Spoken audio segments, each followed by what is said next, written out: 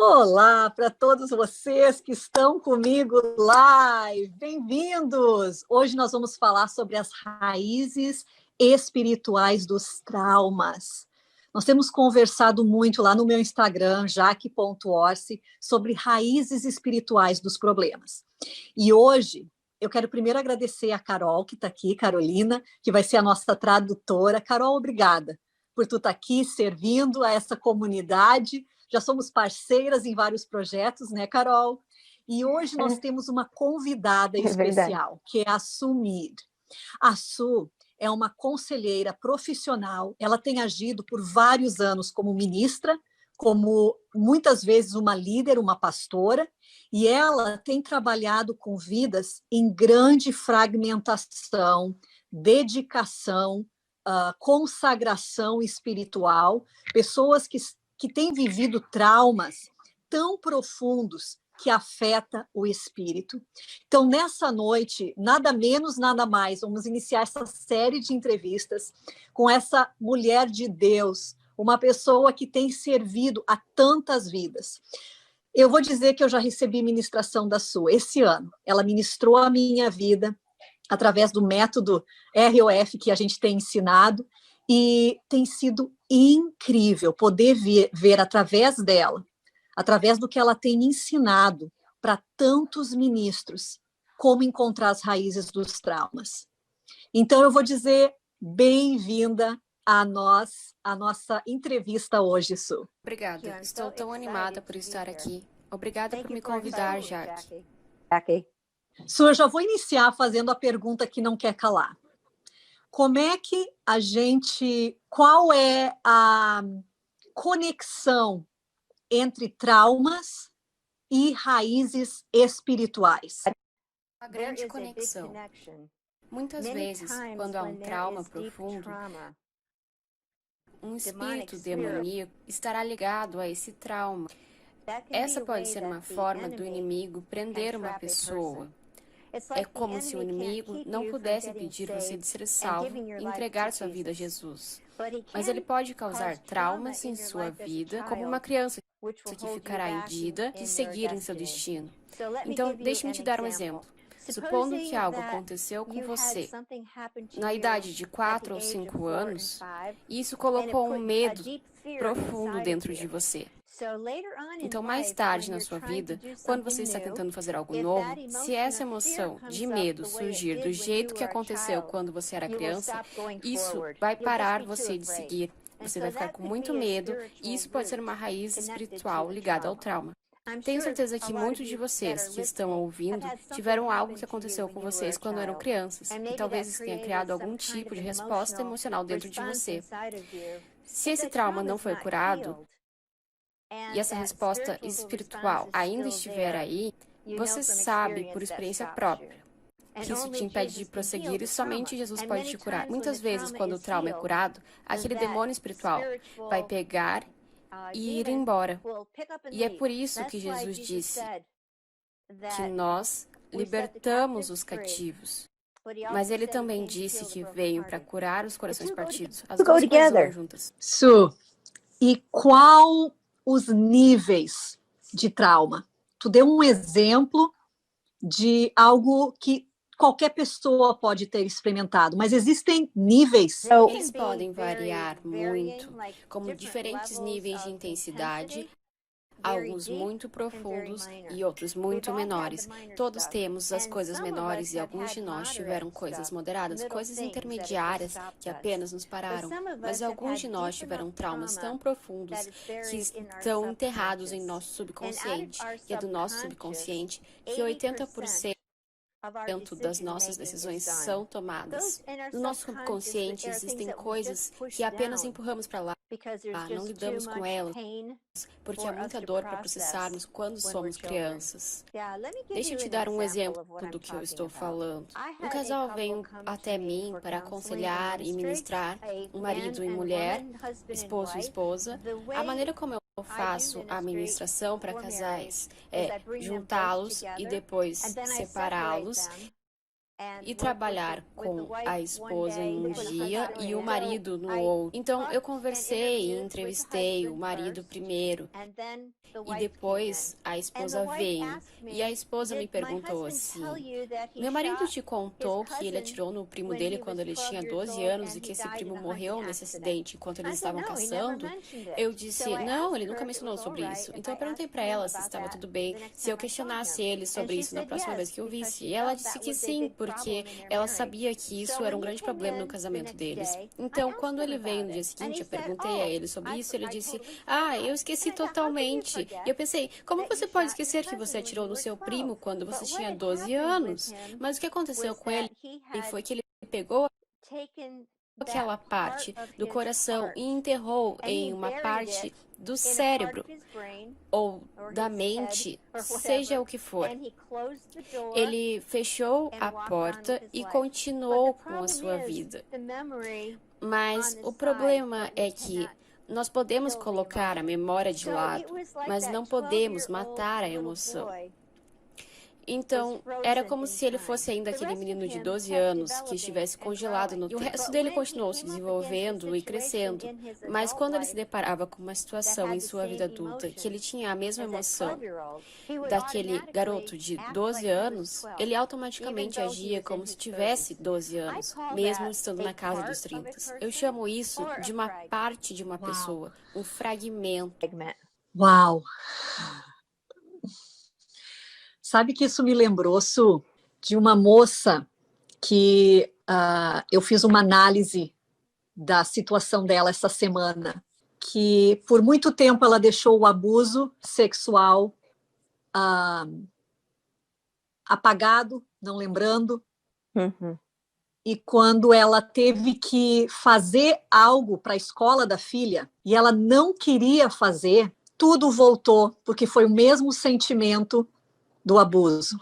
Isso fala para nós um pouquinho, então, com esses estágios de trauma. Tu falou para nós desses estágios e eu queria que tu falasse em estágios de trauma quando nós temos dedicações, consagrações. No Brasil, é muito comum pastores, líderes conselheiros, eles encontram pessoas que passaram por muitas formas de ocultismo na infância. Muito forte, muito comum. Sim, é claro. Ok, vamos falar sobre o ocultismo. Muitas vezes, quando há dedicação, consagração, especialmente como uma criança, há rituais que são feitos. Cada ritual realizado pode causar uma fragmentação na pessoa. E muitas vezes, demônios são deliberadamente plantados naquela pessoa também. E se a fragmentação for profunda o suficiente, eles terão uma personalidade separada para que possa haver várias personalidades diferentes vivendo em um corpo. Algumas podem ser masculinas e outras podem ser femininas. Isso é o extremo do espectro de dissociação. Dissociação é um termo simples que significa que não estamos associados ao presente. Como por um lado podemos estar sonhando acordado e nesse momento esse espectro pode entrar em uma fragmentação. Como nós já tínhamos falado com a criança de 12 anos. E por outro lado é aquele onde há várias centenas de personalidades vivendo dentro de uma pessoa por causa do trauma severo que eles passaram. Ou seja, o que a Su está falando é que uma mesma pessoa, dependendo de traumas profundos que são realizados, que acontecem, principalmente em rituais satânicos, essa pessoa ela pode ter fragmentos pequenos até fragmentos tão extensos que, ao invés de apenas ter uma dupla personalidade, a pessoa pode ter centenas de personalidades, e cada uma dessas personalidades com demônios associados. Isso, por que os demônios estão associados a essas partes? Eu gosto de dizer que os demônios são como cães de caça. Quando eles cheiram sangue, eles vão seguir a trilha. Isso é uma metáfora. Então, quando há dor em nossa alma e a cerca se quebra, é como se a parede protetora ao redor de nós Nós podemos imaginar como uma parede que tem um buraco. Então, o inimigo vai entrar, porque ele odeia o povo de Deus. E o seu trabalho é nos impedir de servir a Deus com tudo o que temos. Então, se ele puder nos enviar um espírito demoníaco para capturar apenas uma partezinha de nós, ficaremos deficientes e não conseguiremos correr tão rápido dentro de nós, sabe, na nossa alma. Então, o inimigo, ele sempre quer machucar, porque assim, machucando nós, ele machuca Deus. Nós somos feitos para ser a imagem de nosso Pai. Quando dizemos sim a Ele, e quando demos o nosso coração a Ele, nos juntamos à família. E a família tem regras, seguimos as regras da família porque amamos nosso Pai. E o diabo nos odeia. Ele quer nos roubar, matar e destruir. Então, muitas vezes pensamos que a razão de estarmos ou deprimido, ou com medo, ou então com vergonha, é só nós, mas isso não é verdade. E também, o inimigo também tenta nos pegar, ele mente para nós e nos diz, bom, você não pode fazer isso, você não é capaz de fazer isso. E nós acreditamos nisso e simplesmente não fazemos a nossa parte. Então, quando ele nos machuca com um trauma, ele realmente consegue nos parar. Ele pode nos atormentar. Acho que há muitas pessoas que são como quando você se deita à noite para dormir, então todos esses pensamentos negativos vêm à sua cabeça, você fica com muito medo e começa a pensar no que aconteceu com você ontem ou quando você era uma criança. Então ficamos meio que presos em uma gaiola e é assim que eu vejo o trauma trabalhando com a escuridão espiritual. Eu tenho uma dúvida. Muitos ministros, conselheiros cristãos estão assistindo. E como é que eles identificam caso essa fragmentação de rituais e de consagração está na frente deles? Que pessoas que passaram por consagrações está na frente deles? Bem, o que acontece comigo, e é isso tudo que eu posso dizer a vocês, é da minha própria experiência, quando eu vejo a pessoa repetidamente e começo a orar com eles e eles começam a me dizer que se veem em uma caverna ou há um rio profundo correndo ou eles se sentem cheios de escuridão, mas eles amam o Senhor, então eu começo a questionar dentro de mim se eles estiveram envolvidos com dedicação. Muitas vezes essas pessoas não se lembram porque foram dedicados quando eram crianças. Então, normalmente leva um tempo para que a confiança seja construída com o conselheiro ou o ministro antes de chegarmos ao lugar onde realmente possamos ministrar a esse trauma tão profundo. E há diferentes tipos de dedicação que as crianças podem sofrer. Elas podem ser dedicadas ao diabo antes mesmo de nascerem. As pessoas que são leais ao ocultismo querem que seus filhos sejam cheios de poder, assim como nós queremos que nossos filhos sejam cheios do poder do Espírito Santo. Então, muitas dessas crianças são submetidas a rituais que envolvem abuso sexual, tortura, terror, e eles fazem coisas terríveis com eles. Então, para tentar matar o medo dentro deles, em outras palavras, eles deixam eles com tanto medo que eles já não têm mais medo. Isso é chamado de programação, que é a dedicação deliberada ao diabo, com muitas divisões em uma personalidade. Então, existem outras dedicações onde, digamos, maçons. Vocês têm maçons no Brasil? Alguns.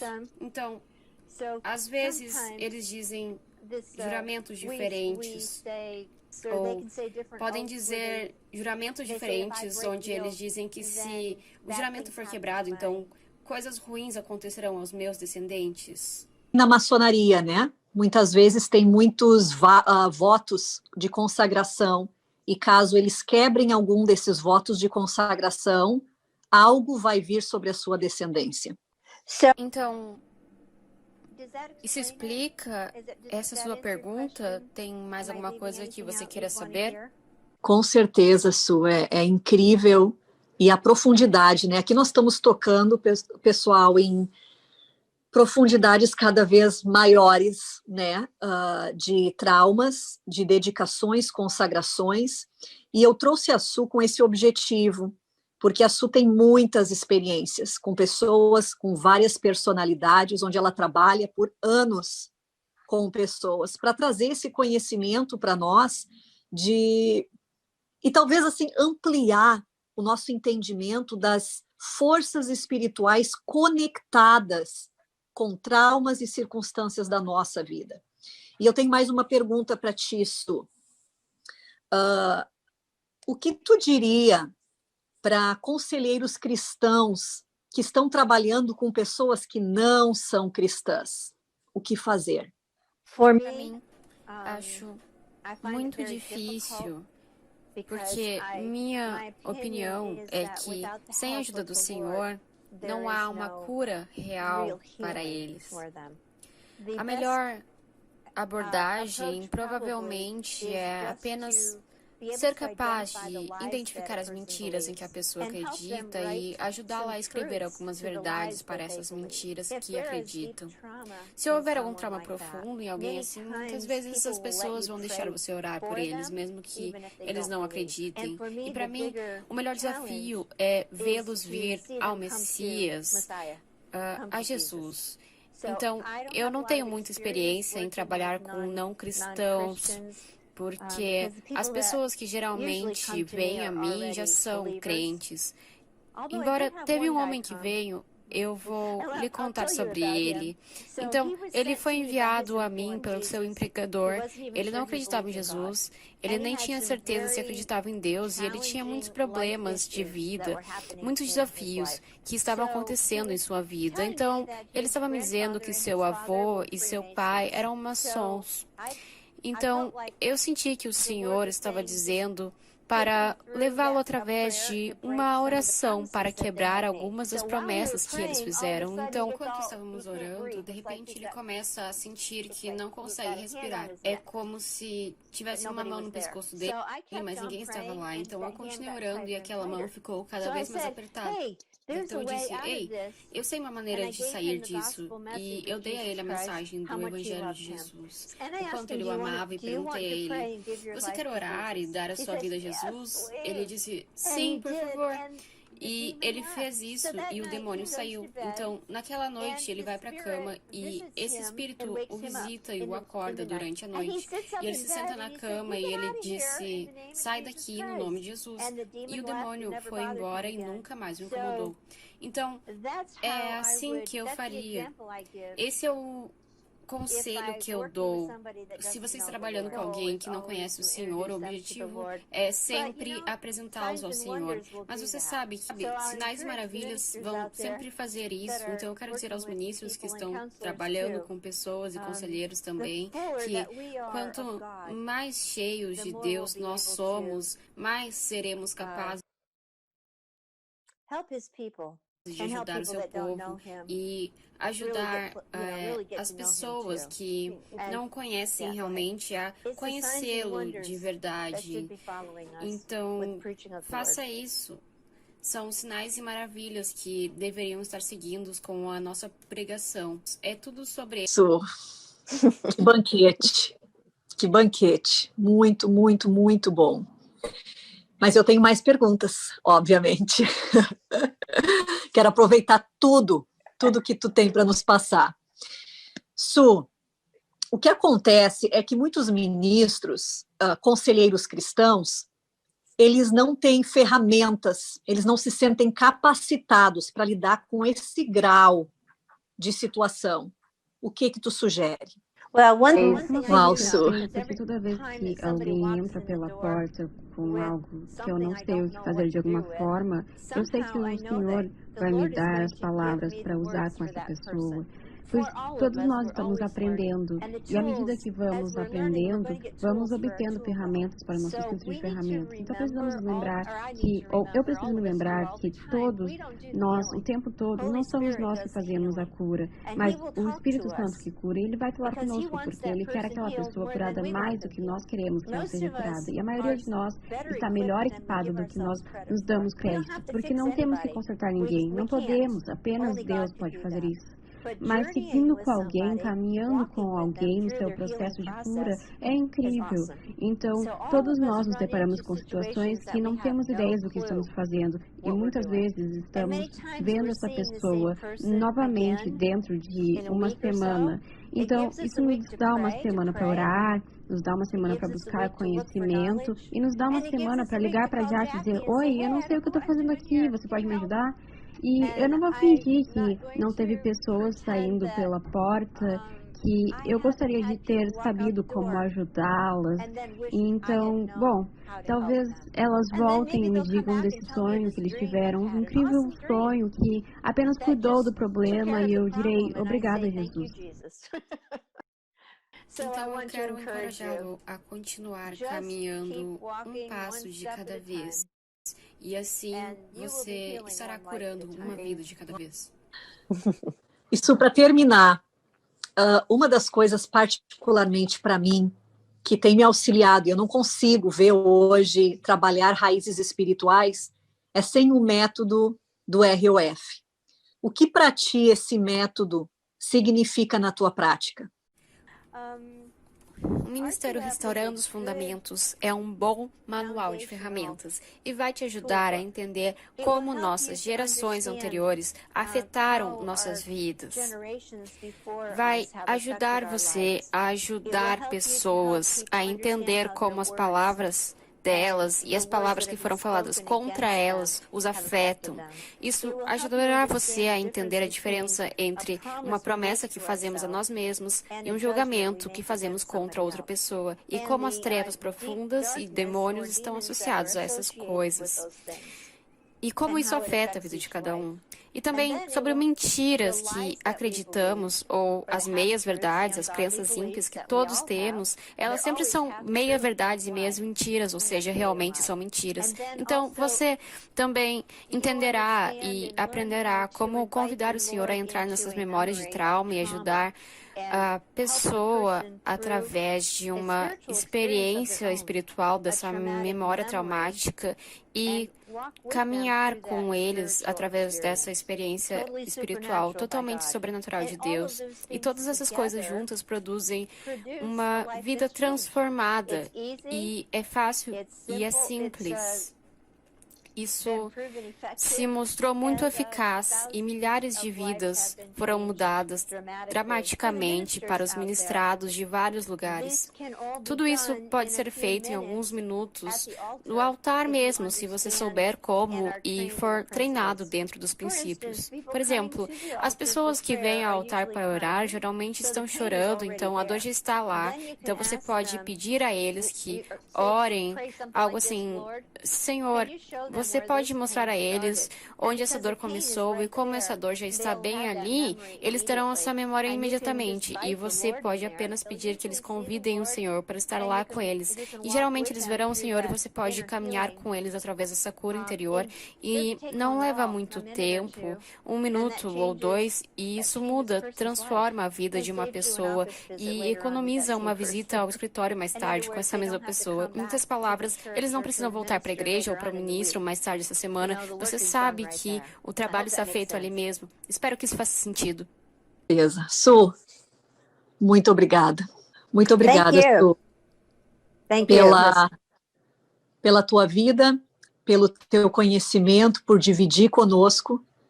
E quero avisar todo mundo, estamos com turmas abertas para treinamento desse método ROF. Então, manda para mim uma mensagem, põe o teu comentário aqui, para que tu possa estar fazendo parte desse treinamento e sendo equipado como um conselheiro, um ministro de raízes espirituais. E nós nos vemos, então, na próxima entrevista. So, thank you. Thank you. Thank you, Carol. Carol, thank you.